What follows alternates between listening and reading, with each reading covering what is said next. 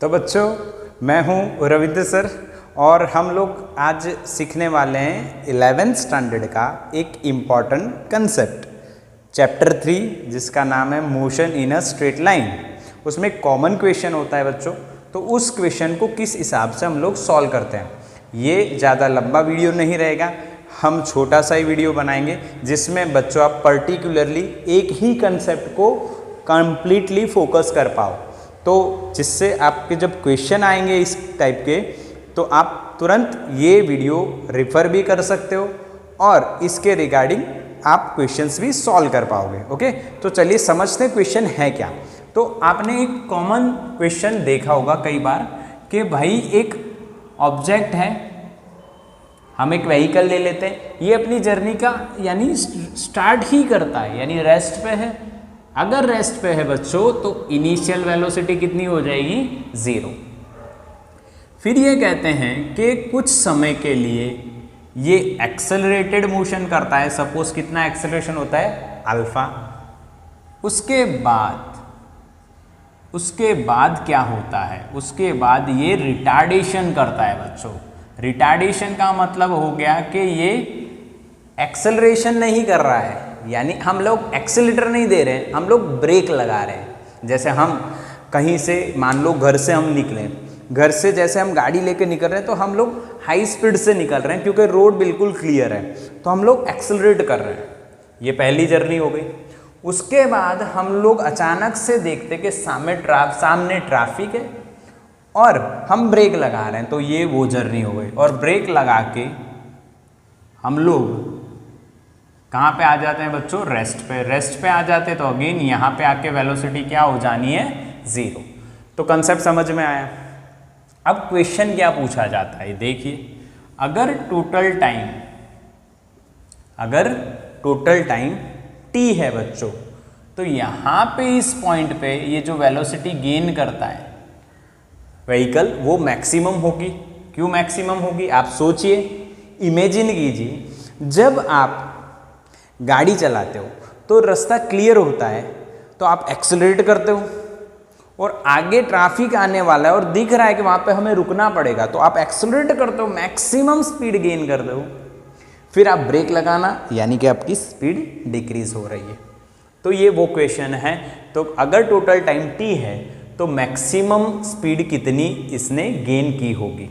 तो यहाँ पे बच्चों हम लोग सिंपली कौन सा कंसेप्ट लगाएंगे, देखो क्या रहेगा।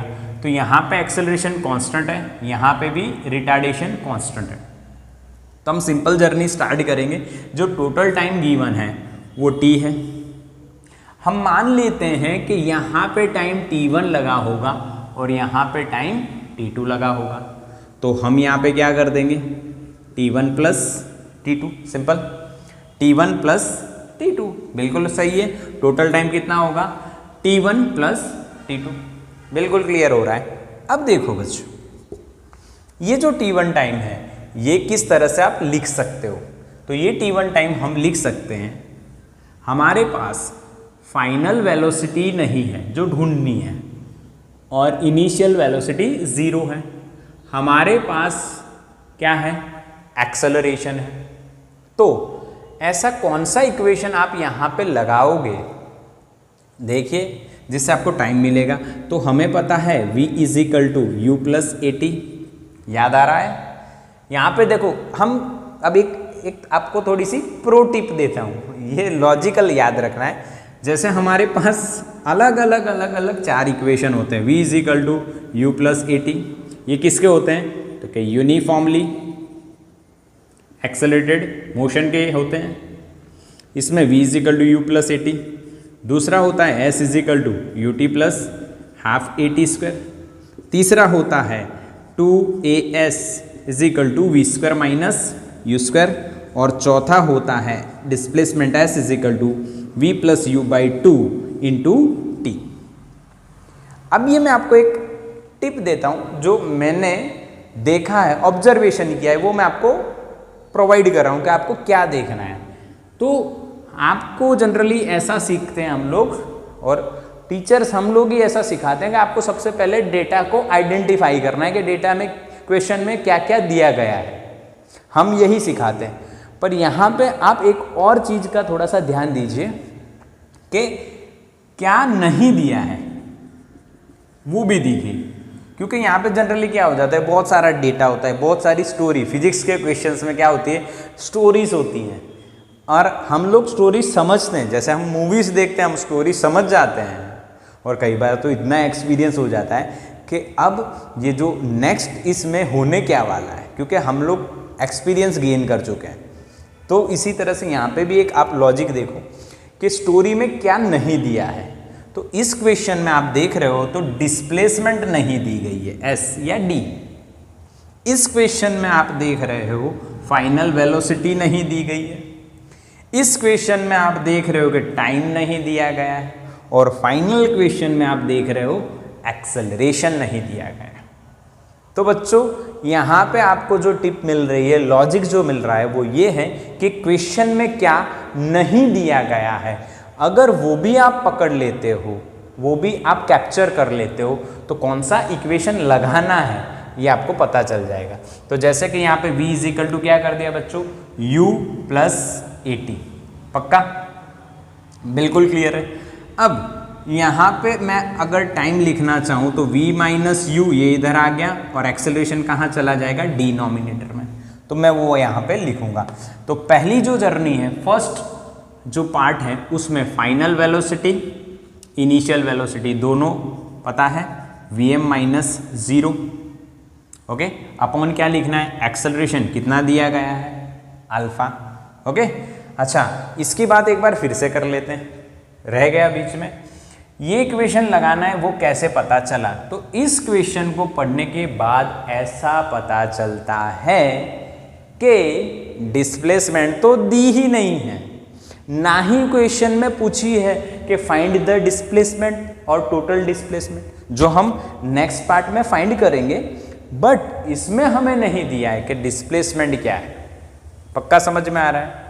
तो डिस्प्लेसमेंट दिया ही नहीं है, तो याद करो अपनी टिप, यहाँ पे लॉजिक लगाओ, डिस्प्लेसमेंट नहीं दिया है तो डिस्प्लेसमेंट बिना का इक्वेशन कौन सा है, तो v is equal to u plus AT, v is equal to u plus AT, v is equal to u plus AT।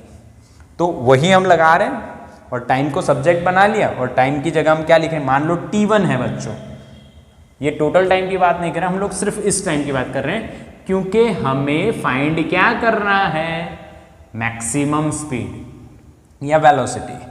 तो प्लस अब दूसरे टाइम के लिए हम क्या लिखेंगे, पहले के लिए हमने क्या लिखा, final minus initial velocity upon acceleration, vm minus 0 upon alpha.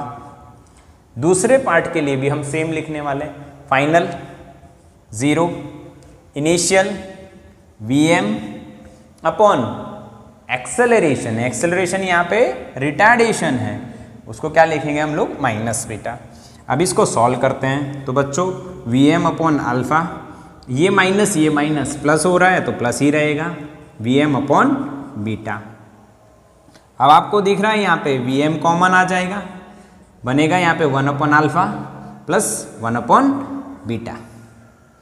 अब देखिए बच्चों, हम यहाँ पे एलसीएम ले लेंगे, एलसीएम क्या होगा, तो क्या alpha into beta, simple, beta ऊपर अल्फा ऊपर, तो क्या लिखेंगे, अल्फा प्लस बीटा।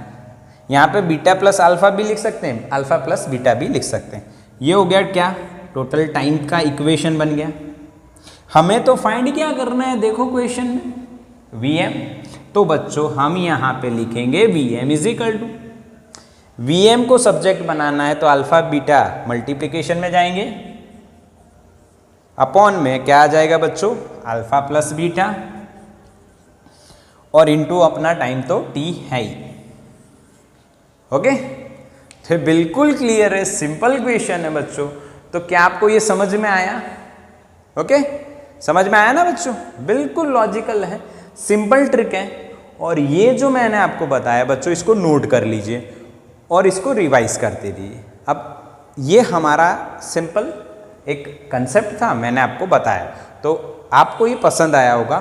अब देखो, आपको नीचे कमेंट कर देना है कि भाई आपको इस कंसेप्ट का वीडियो चाहिए, तो मैं इस तरह से सिंपल वही कंसेप्ट कौन सा कंसेप्ट आपको सीखना है। बहुत छोटा वीडियो, सिंपल वीडियो, ज़्यादा कुछ लंबा करने की ज़रूरत नहीं है, सिंपल है। अब आप इसके क्वेश्चन सीट कीजिए, क्वेश्चंस आपको आपके PYQ बुक्स में मिल जाएंगे, अलग अलग MCQ सॉल्यूशन की बुक में मिल जाएंगे, और आप इसी तरह से सिंपली उसको हिट कर सकते हो। अब दूसरी बात आती है, जब प्रैक्टिस कर लेते हो तो ये आंसर आप याद भी रख सकते हो, alpha into beta upon alpha plus beta into T, simple.